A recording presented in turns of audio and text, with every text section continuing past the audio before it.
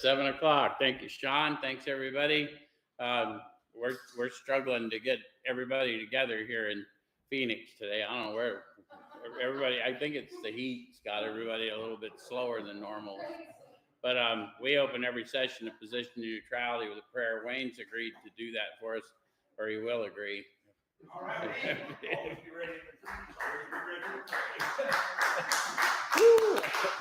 Oh my goodness, I'm messing up the chair. Oh, Heavenly Father, we thank you for this time that we could spend together. We thank you for the word that you're going to give us tonight. God, we thank you, Lord, for the power to look down on the inside, Lord, and to walk better and act better. In Jesus' name, amen. Amen. I did mess up the chair, though. Amen. Thank you, Wayne. Thanks, everybody. Everybody in Canada, we're envious of your weather. As a matter of fact, all of you on the East Coast are doing better than we are. We got electrical storms and heat. But anyway, tonight we're going to look at step 3, if I remember getting my book out. Oh, yeah.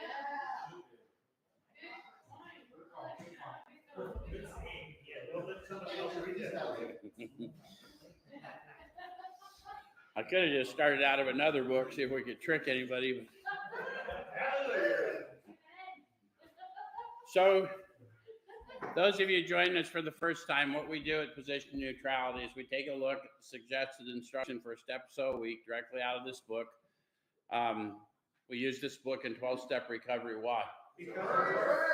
Yeah, the process described by the authors of this book has been proven to work for addicts of the hopeless variety, addicts to alcohol and other substances, and indeed all kinds of other behavioral disorders.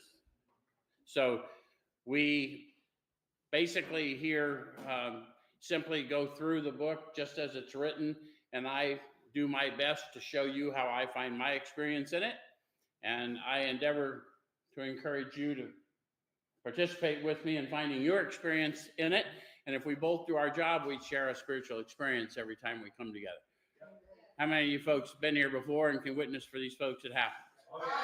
It's always, I do that to you, and you can only see me, but you'll have to trust me. They all had their hands raised. In 12-step recovery, when we speak of a spiritual experience, we're talking about a sensory experience. You'll feel it.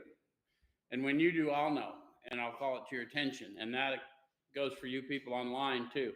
I've verified this to people in Oklahoma, Philadelphia, New York, various parts of Canada. Yep, wherever you are, even places in Phoenix, right? Carrie said last week she listened online. She could feel it right through because the air is not a barrier to the power of the Spirit. So what we're going to do here tonight is we're going to take a look at the step 3 instructions. And that's found, how many people familiar with the Alcoholics Anonymous Fellowship? In almost every meeting of Alcoholics Anonymous I've ever been to, they read a little portion of chapter 5 before every meeting. And it's really the wrap up of steps 1 and 2, leading us to a 3rd step decision. So we're going to break all that down for us tonight and then take a look at the decision we're making and whether, in fact, we're properly empowered to enact that decision. Yeah? So we start in a chapter called How It Works, and they start out with some promises and conditions. It said, rarely have we seen a person fail who has thoroughly followed our path. So who's the we? The first 100, and they appear to be subject matter experts because the book is entitled Alcoholics Anonymous, the story of how many thousands of men and women have recovered. So by the time the 100 are writing this, they've got plenty of examples that have shared in the experience. Does that make sense? Yes. So they said, rarely have we seen a person fail who? How many of you have heard you can do recovery any way you want to? Take what you want, leave the rest. You can do anything you want to because our steps are suggestive only, but what they're bearing witness to is hundreds and then thousands, one path. One path. Our path, not paths. Yes? Yes. Okay. I won't go into any further theological discussions on that. only as to say that you will discover in time that the path is the power and the power is the path. Okay, so those who do not recover, how many of you have struggled? Okay, how many of you have seen other people struggling? Well, then let's read about us, shall we? Those who do not recover are people who cannot or will not completely give themselves to this simple program. Usually men and women who are constitutionally incapable of being honest with themselves. So, have you ever considered while you were struggling whether you might be a cannot or a will not? Yes. What did you conclude? I've been both. Sometimes we're a will not until we find out we're a cannot, right? Because the mental illness takes over, yes? Right. Okay, so constitutionally incapable of being honest with ourselves about what? Sean has one answer that's unique to Sean. Anyone got any other answers? I mean, I think that's a good foundational question. Let's take a look at what the authors have introduced us to. Let's go back to the doctor's opinion, and let's just go to the bottom of XXVIII, Roman numeral 28. It says men and women drink essentially because they like the effect produced by alcohol. Yes! A couple of people, how many of you people are sober in the sound of my voice? How many of you, even though you're sober maybe many years, if you allow yourself to bring it to consciousness, can actually feel that effect? Yeah, that's a unique experience to those of us that have this addictive disorder. Is in spite of all the water under the bridge, I can feel it right now. Yeah? Okay. The sensation is so elusive that while they admit it injurious, they cannot after a time differentiate the true from the false. Back to Sean's answer to his question. Because that first part's true, I can't safely drink again. Hell, I can't even safely think again without getting access to power, right? Okay. To them, their alcoholic life seems the only normal one. How many of you remember those days in your addiction and people are contemplating you sobering up and you're thinking, then what? Right? Okay. So pay attention to this, because this is what we don't tell people when they come to us and they're a little uncomfortable, and we try and calm them down and tell them to keep fighting. You got this. This is important that you understand. This is part of my nature as an alcoholic of the hopeless variety. They are restless, irritable, and discontented unless they can again experience that sense of ease and comfort, which comes at once by taking a few drinks. Drinks they see others taking with impunity. So the virtual impossibility to do what Sean was talking about, recognizing the problem and then actually affecting some kind of a change because of my inability to bring to consciousness with sufficient force the memory of suffering and humiliation. But many years sober, I can bring on the ease and comfort right now, right here. Make sense? Be honest about that? So if that's not going on, if you're not getting that and you're restless, irritable, and discontented all the time, how long before you medicate? Don't know. Maybe it's a week, maybe it's a month, maybe it's a year, maybe it's a decade. Yes? Okay. So let's go to page 50.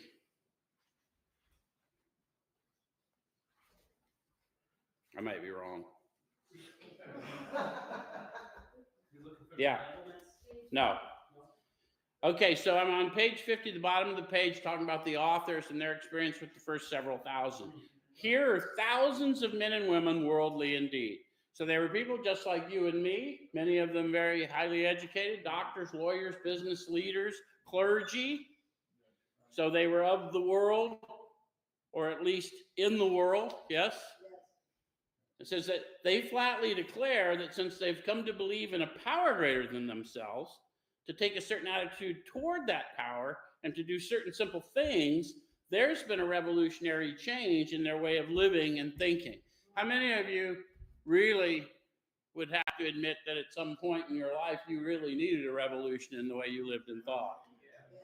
How many of you have had that revelation stone cold sober? How many of you didn't know how to produce such a revolution? If you came to recovery and you pay attention and you have the capacity to be honest with yourself, there is a power in you that can produce such a revolution. However, you're going to have to participate, right? I'm going to have to take a certain attitude toward that power and do certain simple things if I want the revolution. Does that make sense? This is their testimony. This is the first several thousand. And it says, in the face of collapse and despair, in the face of the total failure of their human resources, they found that a new power, peace, happiness, and sense of direction flowed into them. How many of you felt that? So they're not asking us to remain abstinent. They're asking us to switch our dependence. Does that make sense? Because abstinence, I'm restless, irritable, and discontent. But if I don't have to be abstinent, if I can be spiritually inebriated, then all I need to do is follow these few simple directions. Does that make sense? So that's the first 100 and their testimony, the first several thousand, that's what happened for them. And half of them were atheists or agnostics declared in the beginning, which we discovered last week. So it doesn't matter what you think you believe or what you claim to believe. If you'll follow through on the manner of living, the power will prove itself to you through. Does that make sense? How many of you had to be persuaded to take the second hit of cocaine? Anyone ever had to be persuaded to take the second whack off a bottle? This is power to take the second hit. The power we're going to introduce you to is going to take the second hit for you. Does that make sense? Okay, so those are the two things I got to be honest about. Did I get a little bump of power, peace, happiness, sense of direction flowing in, or am I willing to believe based on what I'm seeing go on around me and feeling go on around me that at least this clown has? Right? I had a guy at the shelter years ago say, well, I still can't believe in God, but I absolutely believe you believe, Joe. That'll be enough for me. And I said, that'll work, man. I just, as long as you don't think I'm that. I'm just showing you my belief, not my power. Does that make sense? All right. So we now know what I got to be honest with myself about.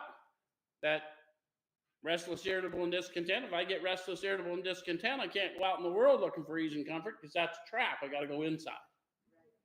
And I've always got a clean house, do a few simple things, work with others, pray, meditate, get direction. Yes? Okay. All right. So then it says, there are such unfortunates. How many of you have seen such unfortunates? Incapable of being honest. Either they can't receive this information or they won't receive this information. How many of you thought you might be it? Yeah. Because no one can come to the Son except those the Father empowers. So whatever you're going through till you're done going through it. And all of a sudden you'll hear different, see different. Yeah? Okay. But don't run away. Atmospherics matter. Stick close. Us believers will show you some stuff. Right? And we'll walk through some stuff. The nice thing about believers, us good Samaritans, is we ain't afraid to get in the pit with you. We know the way in and the way out. Okay. So they're not at fault. They seem to have been born that way. They're naturally incapable of grasping and developing a manner of living which demands rigorous honesty. So the manner of living is what demands rigorous honesty of me, and it's really my desire to be free of me. Does that make sense? And so all I've got to do is participate in the manner of living. If I'll take the action, my mind will catch up. I know that biblically we teach, it's all in the mind. You got to believe first. But if I'm a natural doubter, what I need to do is start acting in selfless ways and then watch how my mind is transformed. Does it make sense? Okay. So their chances are less than average. There are those too who suffer from grave emotional and mental disorders, but many of them do recover if they have the capacity to be honest. So we talked about what I got to be honest about. I'm going to need to switch my dependence, and I'm willing to believe that power that you're describing to me that I'm getting a little bump of, that can be my new dependence. Yes? tangible power, sensory power. Yes? Okay. How many of you have met those people with grave emotional and mental disorder? How many of you have been here long enough to realize it's you? Yeah, just because you don't have a diagnosis. I mean, if you're hanging out in this club, you got a card that says grave emotional mental disorder. We like to point that out because none of us ever think we belong in the group we're found in. Okay, so ouch, that's a painful amen from those of you. All right, so our stories disclose in a general way what we used to be like. Catch what they're saying, guys. This is testimony, not bragging. For somehow over the years in fellowship, they started talking about what it was like. That's pure perspective. What it was like is what every crazy thought was going on in your head. What it was like for me is meaningless to you, but what I was like might be interesting to you. I was self-deluded. I was self-interested. I was incapable of being honest with myself, and therefore I was incapable of being honest with you. I said I didn't care what you thought, but I deeply cared about everything you thought, and I was even more scarred by the things I heard you say because I assumed you were talking about me. I was a bit sensitive. Anyone else? And then I had this encounter with power, and I learned through this process that what my problem had really been was a loss of identity as a result of my human condition, and I simply could not get restored on my own. I just kept believing the lie, and the lie wasn't even coming from you all the time. Sometimes it was just coming from me. You're not good enough. You're an imposter. Who in the hell do you think you are? Why would you think you're entitled to any of this? These are the things. That's what I had been like. That's how I thought. This power came into me and started to change my mind. And what I'm like now is that for many, many years, I've tried to bear witness crisply and clearly and loudly to people that no one is beyond redemption. There is nothing you have ever done that can't be washed clean. And all you got to do is take a few simple steps. I'm feeling power in this room. Anyone else? Is it all over the country I'm feeling y'all? Because I'm feeling you. Okay, it's getting hot in here. They're saying, yeah, you're in Phoenix, you old fool. Yeah, no. Okay, so what I was like, what happened, what I'm like now, endeavoring to carry this message to you, and now the part we lay at your feet. If you've decided you want what we have, and you're willing to go to any length to get it, then you're ready to take certain steps. So the first thing you'd want to know is, what is it they had? Because I can be as clear as I want, but I'm not the author of this book, right? So let's go to page 25, and let's see what they had.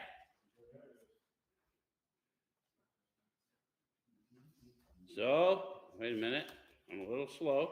Okay, middle of the page. The great fact is just this and nothing less. That's pretty matter of fact. Just this and nothing less. I don't have to embellish it, nor do I withhold. Yes? Okay? That we have had deep and effective spiritual experiences, which have revolutionized our whole attitude toward life, toward our fellows, and toward God's universe. Remember the revolution we all agreed we needed? Well, it came as a result of these deep and effective spiritual experiences, which revolutionized the way they lived and thought. Does it make sense? And then it says, the central fact of our lives today is the absolute certainty that our Creator has entered into our hearts and lives in a way which is indeed miraculous. He has commenced to accomplish those things for us, which we could never do by ourselves. Guys, you've got to contemplate this. If you came upon this message in a church, you would think, yeah, more talk of miracles. Maybe. But they've already told you these are running drunks. Half of them atheists or agnostics, declared, and to a man, they're telling you they are absolutely certain that their Creator dwells in them and lives through them. Now, if that's so, do you think that would work for you? Yes. Because you're the one that's got to say yes. Now, I'll tell you the difference between hope and certainty. I hoped that I could avoid some of the consequences of my actions. And some of them I got through, and some of them I did not. I was absolutely certain if I could get to the dope man, I could change how I felt. And I would not be deterred in that.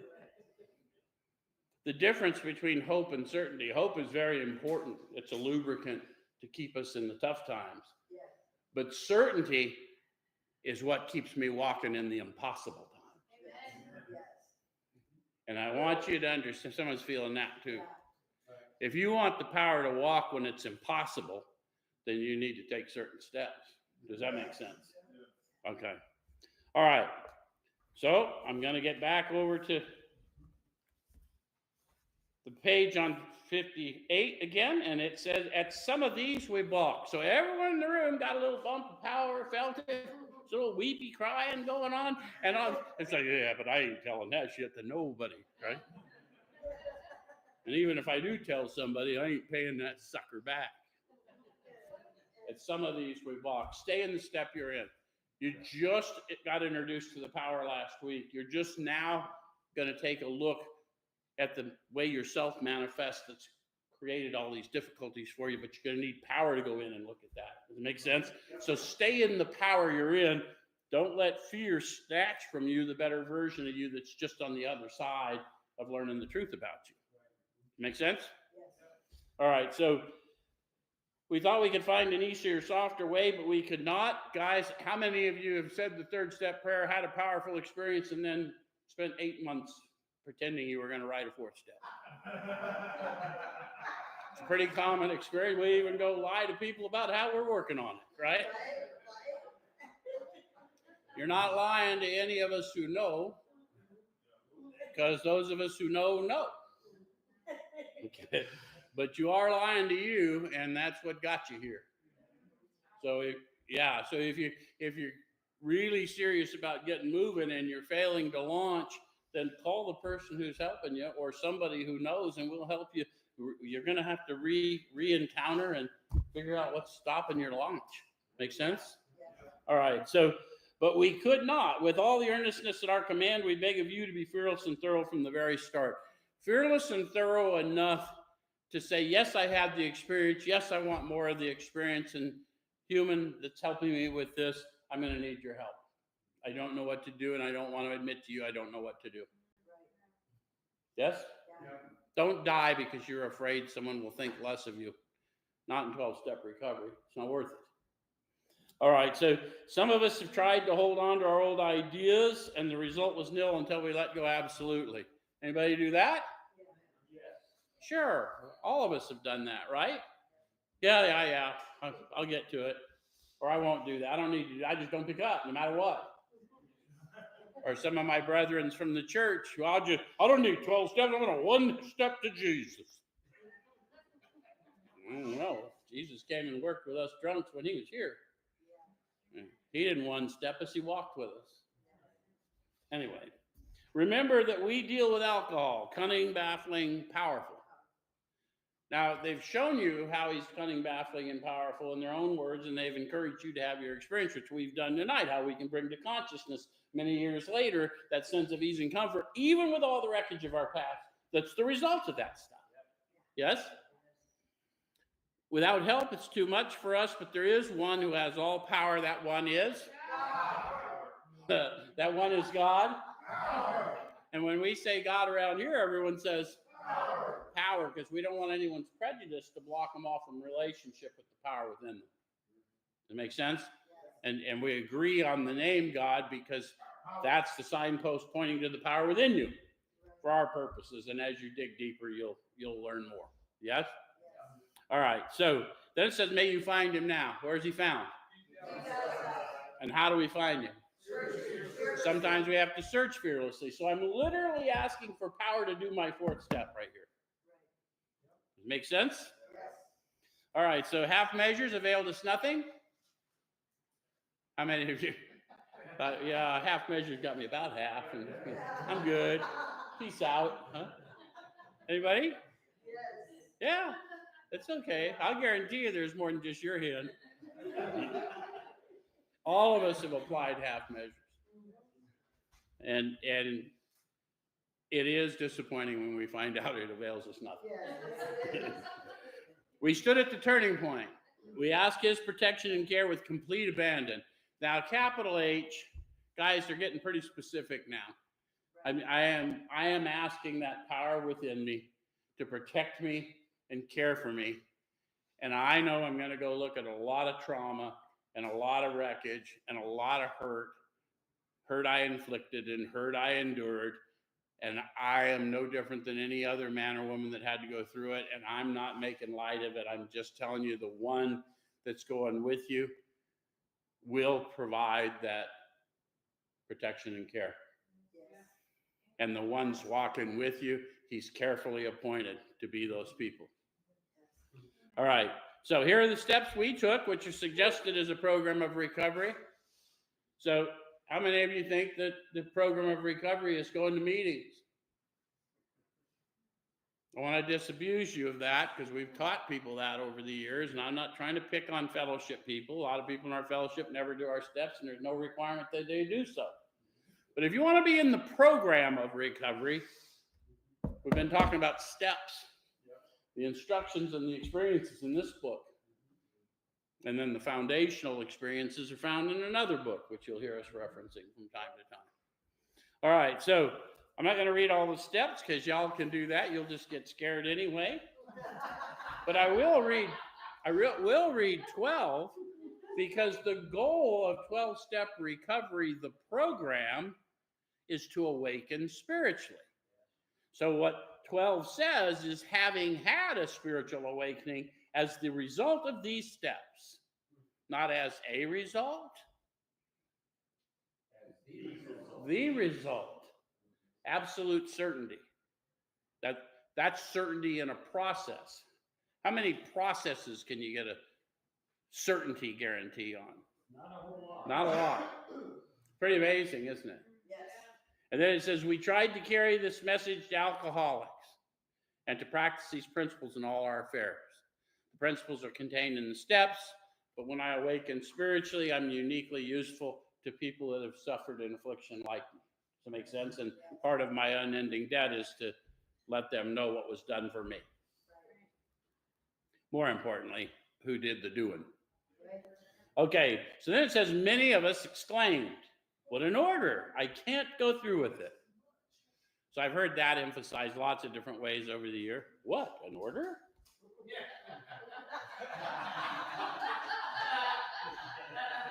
But because there's always somebody, there's always one. But what we're really saying, because these people are talking at a time that we're not in these days, is they're going, holy cow, that's a lot. You're asking me to do a lot that it's unfamiliar to me. Based on what, right? So it says, do not be discouraged. No one among us has been able to maintain anything like perfect adherence to these principles. So those of you that are perfectionists, you don't need that. That's just egoic. None of us are perfect. No one comes here without a past. No matter how awful you think your past is, you can be washed clean. Yes. I have sat with some of the gnarliest past I've ever seen, and I'm always so humbled at how completely they are washed and walking in the Spirit. Yes. But I'm going to have to own it because I went through that and was saved by grace so I could help others. Yes. All right, so we're not saints. The point is that we're willing to grow along spiritual lines. I think it's so important that we tell people, look, man, I lost my sainthood credentials because of the way I gained my healing powers. True. So I ain't here to show perfection. but I can show you the perfect one operating through me. I can tell you how I think and how he causes me to act. Yes? Yes. So that's the whole practicing the principles in all of my affairs. I was telling some of the guys here tonight, I had a gnarly business thing go on the last year or so, and I've had some pretty aggravated thoughts and what have you, but I got a text from a prophet friend of mine, and he assured me that the tables were about to be turned over. The table for me has been set, and that my test in the next season was going to be how I show grace to those people who persecuted me. So I don't know if that means anything to the rest of you, but what it means to me is I really better access power, because I got a whole different manner of living that I've lived through. And you wouldn't describe what I want to show as grace. But me and the Creator will work it out. The principles we have set down are guides to progress. Guides to progress. The promises in this book, if no one's ever told you, are different levels of consciousness. They're states of being. I don't know why someone hung them on a wall and said, these are the promises. They're states of being, right? And so if you've actually experienced being free of self, even momentarily, free of fear, so that you could do things that you once thought you could never do, but there you are doing it, then you understand that you're at a level of consciousness of that power than you had not been in previously. Does that make sense? Yes. All right, so we claim spiritual progress rather than spiritual perfection. How many of you have discovered that your human condition is persistent? Yes. So it pops back up. I might do something really incredibly selfless to witness. The minute I think about it, there went my selflessness, right? Don't let your left hand know what the right hand is doing. All right, so our description of the alcoholic, the chapter to the agnostic, and our personal adventures before and after make clear three pertinent ideas. A, that we were alcoholic, back to Sean's point, and could not manage our own life. Now, we really copped to that in 1, but we really didn't fully understand it until 2, right? In 2, they told me that I had these conditions that were underlying. Okay, that probably no human power could have relieved our alcoholism. Notice how soft they are on our egos. Probably. How many of you have tried through human power to arrest the disorders you suffered from? If after 20 years you're still doing the same shit thinking you'll get it next week, you might belong with us. All right, so, and that see that God couldn't would if he were soft. So everything I've been struggling with here, if I'll go here, he'll take care of that. And he'll renew my mind in the process. All right. So then it says, being convinced, we're at step 3.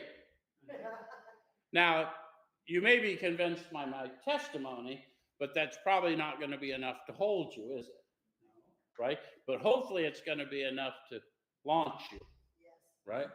Because it's a manner of living, right? All right, so which is that we decided to turn our will and our life over to God as we understood him. Now, don't get it twisted. Who's the we? That's not the same as God of my understanding. They said God as we understood him. And their understanding evolves before our eyes in their descriptive words. Bill, the atheist turned agnostic, says, the Spirit blew through me like a cool wind of a mountaintop. He talked about rivers of living water flowing from within. He talked about thinking about his grandfather's firm belief and his passion at telling the pastors he denied them to tell him about his Creator just before he died. And he said it welled up in him and made him swallow hard. How many of you had to swallow hard because all of a sudden some emotion just got pushed by your spirit? So the God he understood was power. Right? Okay. So just what do we mean by that, and what do we do? Well, that'd be the question, wouldn't it? What do we mean? What do we do? What do we mean? What do we do? How many times have you said that? What do you mean? What do we do? You probably got a sponsor you've been calling for a week. What do you mean? What do we do? Mosquito on acid. All right. So the first requirement is that we be convinced that any life run on self-will can hardly be a success. It's a requirement. Are you convinced? Yes. Yes. Based on what? My fragrance. Yeah. So pretty much all of us, it's based on our own personal experience. So, but they said any life. So it's a bigger standard, isn't it? I've got to quit comparing myself to others. I've got to quit giving myself permission to act out based on the way people talk or act. Does it make sense? All right, so that's a higher standard that I'm seeking here. And it says, on that basis, we're almost always in collision with something or somebody, even though our motives are good. Then it says, most people try to live by self-propulsion. Notice how they're talking about people, not alcoholics. When they want to talk about people like me, they'll say alcoholic. And if you don't believe me, I'll show you how they say that later in this reading. But everybody in the human race is doing this same thing. But I have a dire consequence because of my alcoholism. I have the power to destroy lives and all kinds of things because of that, right? All right, so it says each person is like an actor who wants to run the whole show, is forever trying to arrange the lights, the ballet, the scenery, and the rest of the players in his own way. If his arrangements would only stay put, if only people would do as he wished, the show would be great. Any of you ever thought that? Everybody, including himself, would be pleased. Life would be wonderful. Any of you ever live in that world? In trying to make these arrangements, our actor may sometimes be quite virtuous. He may be kind, considerate, patient, generous, even modest, and self-sacrificing. On the other hand, he may be mean, egotistical, selfish, and dishonest. But as with most humans, he's more likely to have varied traits. Of those conditions, those characteristics, where do you most easily find yourself? You should find yourself in both, yes? Which gives you something about the nature of grace, because you hope other people view, the same way, right? How many of you find yourself more easily on the selfish and dishonest and egotistical side? Anyone here beat yourself too much? How many of you find yourself virtuous, kind, considerate? Let me tell you, the nature, I have taken people through the steps who, I'm such a giver.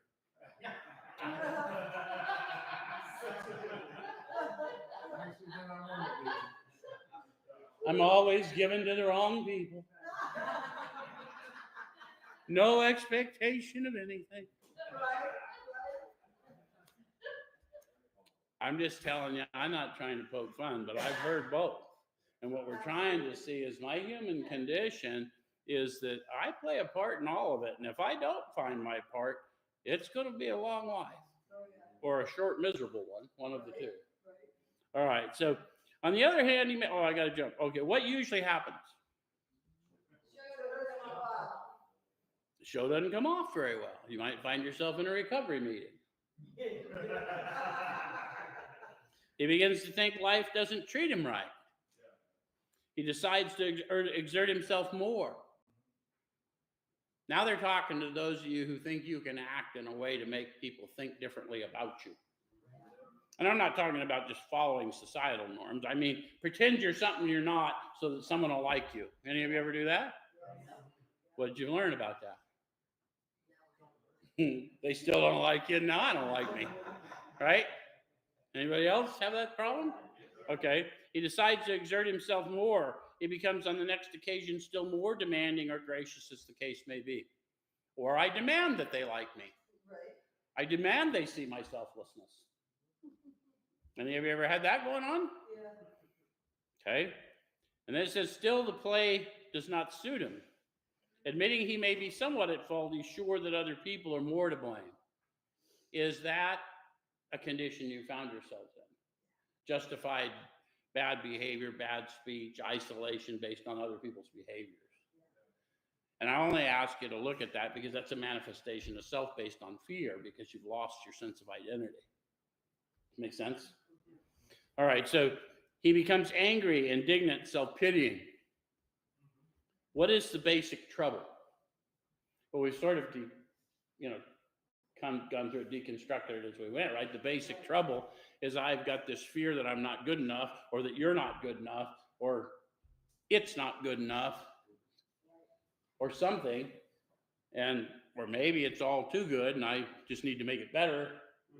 Any of you have been one of those where everything's going great, so you decide to just embellish it a bit? Yeah, or you're just trying to manipulate the shit out of everybody. Yeah, and sometimes I'm not even that smart. I'm just hoping you don't find out that I don't have this. Anyway, is he not really a self-seeker even when trying to be kind? So now they want me to deconstruct it a little bit. I'm wanting you to do, it's transactional. It may be emotional transaction. It may not be a material transaction. Yes? Is he not a victim of the delusion that he can wrest satisfaction and happiness out of the world if only he manages well?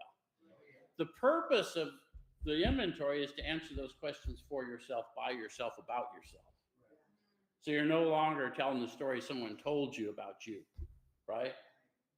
All right, so is it not evident to all the rest of the players that these are the things he wants? So how many of you have been running around pretending you were in charge? Yeah. And someone found out you weren't in charge. They go on to talk about that, and do not his actions make each of them wish to retaliate, snatching all they can get out of the show? See, they think they're in charge. Have you ever argued with those people who aren't in charge but think they're in charge when you're acting like you're in charge and you're not? Have you ever argued with them? How'd that go for you? I had a sign in my office, Sean saw it, said never argue with an idiot. People watching can't tell the difference. Is he not even in his best moments a producer of confusion rather than harmony? We're here to win friends, not arguments. We bear witness to the truth, not my truth, not your truth, the truth. And you can take it or leave it alone, because we give testimony like we deliver the mail. We drop it, and then y'all read it, and your reaction is your reaction. I'm just Tesla. Make sense? All right, so our actor is self-centered, egocentric, as people like to call it nowadays. He's like the retired businessman who lolls in the Florida sunshine in the winter, complaining of the sad state of the nation. The minister who sighs over the sins of the 20th century. Politicians and reformers who are all, for sure, all would be utopia if the rest of the world would only behave. The outlaw safecracker who thinks society has wronged him, and the alcoholic who's lost all and is locked up. Did we describe, because sometimes we get caught, I never did that, I never did that. Have you ever just been so bound up in your thoughts you can't stand yourself? Because that's all they're describing. Okay, so whatever our protestations, are not most of us concerned with ourselves, our resentments, and our self-pity? I asked you the first question, so you can ask yourself the second. Is all that really that big a problem, or is it my thinking about it? Yeah. And does it apply to how I'm thinking, or did that all exist before it became part of my awareness and then the cause of my suffering? Yeah? All right, so that's another product of this inventory, is learning how yourself manifests. So when you're starting to grow in your meditations and your prayers, you can speak specific to what's going on in your neural pathways that are keeping you so bound. Yes? Yep. All right. Selfishness, self-centeredness, that we think is the root of our troubles. Driven by 100 forms of fear, self-delusion, self-seeking, and self-pity, we step on the toes of our fellows and they retaliate. Sometimes they hurt us, seemingly without provocation, but we invariably find that at some time in the past, we've made decisions based on self, which later placed us in a position to be hurt. For those of you newer to the process and you have a lot of untreated, unhealed trauma, No one is suggesting to you that some of those things that happened to you in childhood or in abusive relationships had anything to do with your fault. What we're saying is if you got through it and we can help you unpack it, you're going to be a powerful agent of healing for others. So all of it will make sense for you if you'll follow through with us on the process. Does that make sense? Yes. And you may not see it for a minute till we get you on the other side. So that's where the old keep coming back, keep coming to meetings. I don't know how people got to that, but if you'll keep coming back to the power in you and keep moving out in service, you will find that every gnarly thing that ever happened to you has power and purpose in it. Yes. All right. So our troubles, we think, are basically of our own making. They arise out of ourselves. I promised you we'd talk about alcoholics as opposed to people, right? They arise out of ourselves, and the alcoholic is an extreme example of self-will run riot, though he usually doesn't think so. So the rest of the world, they're just people. They're just regular examples of self-will run riot. I have now discovered I'm an alcoholic of the hopeless variety. I'm an extreme example of self-will run riot, and I don't think so. What are my chances? Not good.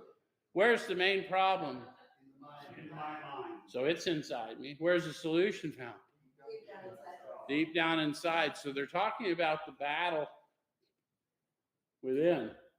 But neither the problem nor the solution are external to me, or I'm host. Does that make sense? Yes. All right, so above everything, we alcoholics must be rid of this selfishness. Yeah. Notice how they're talking to people like me now, not just regular people. Regular people be as selfish as they want to. They won't have the consequences that someone like me will have. Right. We must, or it kills us. God makes that possible. Power makes that possible. So what I want you to understand is if they meant God did it, they'd have said God did it. He said he makes it possible. I have an obligation to follow through on the action I've promised as a result of the power I've received. Does that make sense? Yes. So if you're sitting in rooms and you're not feeling it, go out and serve. Yes. If you're quoting the book but you're not getting the results, do what it says. Make sense? Okay. What are you laughing about? Yeah. All right. And there often seems no way of entirely getting rid of self without his aid. How many of you have tried? Oh, yeah. You can't get entirely rid of self without aid, because as soon as I'm aware of self, there I am. So many of us had moral and philosophical convictions galore, but we could not live up to them even though we would have liked to. How many of you have had that experience? There's another book, man talks about it. I was just talking to Ted tonight about it. Oh, what a wretch I am. I do the things I hate. I don't do the things I want to do. I have moral and philosophical convictions galore, and I can't live up to them. This is modern day prophecy, folks. Just telling you what's up. Okay, neither could we reduce our self-centeredness much by wishing or trying on our own power. We had to have God's help. Okay, so this is the how and the why of it. First of all, we had to quit playing God. It didn't work. Isn't that interesting how simple that is? Yeah. I can't pretend. I have to acknowledge that sensory, tangible experience, and I have to take the actions necessary to subdue my ego and then move in the spirit to more and more grow my consciousness of this power in and on my life. Right. I have to make amends for harms done. I have to pay restitution because it's an act of contrition. Does it make sense? Yes. Yes. All right, so next we decided that hereinafter in this drama of life, God was going to be our director. So no more arranging the lights, the scenery, and the ballet for me, because that's what the director does. And you know why the show never came off when I was doing that? Yeah, there the lights panned to me, and I was off directing the lights, the scenery, and the ballet. The show couldn't come off. I wasn't there to play my part. Make sense? All right, so he's the principal and we're his agents. Okay, so do you understand authority? Agents move in the authority of the principal, but they must remain in the principal according to the code. Does it make sense? But I walk in the very same authority as the principal as long as I meet those conditions. How's that? Someone feeling that? You want to walk in power, stay in the vine, right? Whoops, slip to another book. Okay. All right. All right. So now they're going to tell you about that loss of identity problem that we're trying to restore, and now they're going to tell you how it gets restored. He's the Father, and we're his children. So who you are and whose you are is all you got to know to tell other people all about the healing that's ready for them. And you will see the signs and wonders following you. Yes? And it says, most good ideas are simple. Is that true? Yes. And this concept was the keystone of the new and triumphant arch through which we pass to freedom. So what's the concept? Who I am and whose I am. That's all I need to know. And then all the other information will come to me in the form of power, peace, happiness, sense, direction flowing into me to the extent I'm growing. Yes? Okay. So then they got some more promises. When we sincerely took such a position, all sorts of remarkable things followed. Signs and wonders follow us. We had a new employer. Being all powerful, he provided what we needed if we kept close to him and performed his work well. How do I keep close to this power? Through prayer and meditation and in service to my brothers and sisters. Yes? Alignment of my will to his. Yep. And then perform his work well, right? They're going to tell us about that. Established on such a footing, we became less and less interested in ourselves, our little plans and designs. How many of you have discovered how little your original plans and designs were when you got introduced to a much bigger plan? It's freaking amazing, isn't it? So more and more we became interested in what we could contribute to life. As we felt new power flow in, as we discovered, or as we enjoyed peace of mind, as we discovered we could face life successfully. How many of you just didn't think you could face life successfully? Access the power, see how yourself manifests, work with others, grow in prayer and meditation. You will receive the power to walk out and do everything that you ever failed at. This isn't then. Behold, I'm doing a new thing. Can you not perceive it? Okay. So as we became conscious of his presence, that's how I know that I know that I know. Consciousness is the awareness of being aware. When I'm aware, when I'm awakened, I not only know who's operating me, but I know who's operating you, even when you don't know who's operating you, which is my obligation to call to your attention, my awareness of the divinity in you. Yes? All right. So as we began to lose our fear of today, tomorrow, or the hereafter, we were reborn. How many of you didn't understand the idea of being reborn? That spirit man within you needs a rebirth, yes? In order for you to see differently, hear differently, feel differently, taste differently, yes? Okay, so we were reborn. We were now at step 3. Wait a minute, didn't they say that 3 pages ago? These guys are rambling about. Many of us said to our Maker as we understood him, notice that's in italics for the reason I told you. It's not a God of your understanding. It's a sensory, tangible power that they had experienced in some profound ways, some less profound. They had to walk it out, but everyone to a man knows we're talking about power and peace from within and not some theology. Does it make sense? All right. God, I offer myself to thee to build with me and to do with me as thou wilt. Relieve me of the bondage of self that I may better do thy will. Take away my difficulties, that victory over them may bear witness to those that I would help with thy power, thy love, thy way of life. May I do thy will always. 2 things. If you don't talk in King James language, talk the way you talk.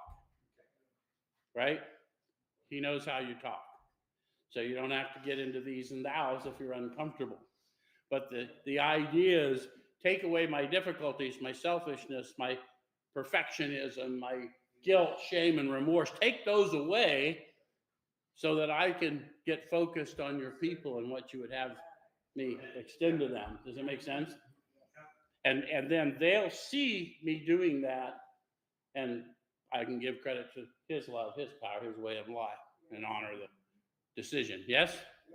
All right.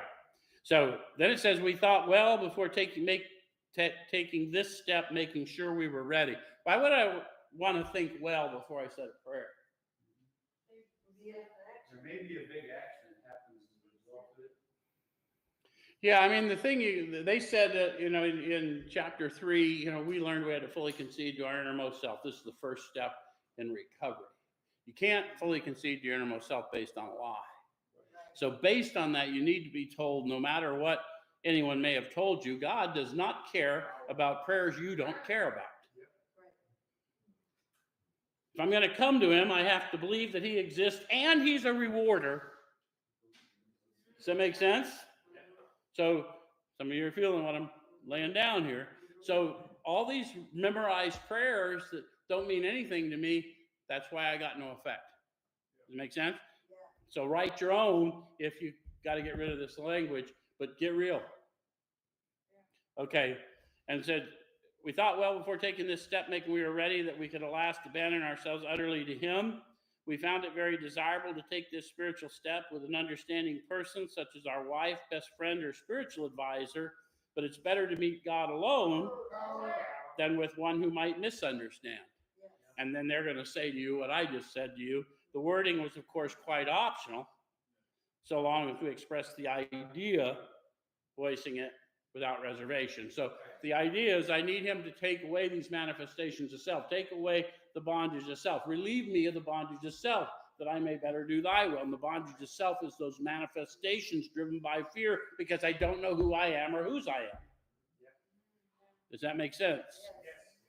All right. This was only a beginning, though if honestly and humbly made, an effect, sometimes a very great one, was felt at once. To Sean's point, if you have written a prayer and you say this prayer and it moves in your spirit, you're ready. Let's go. And if it doesn't, let's get you some help with your prayer life.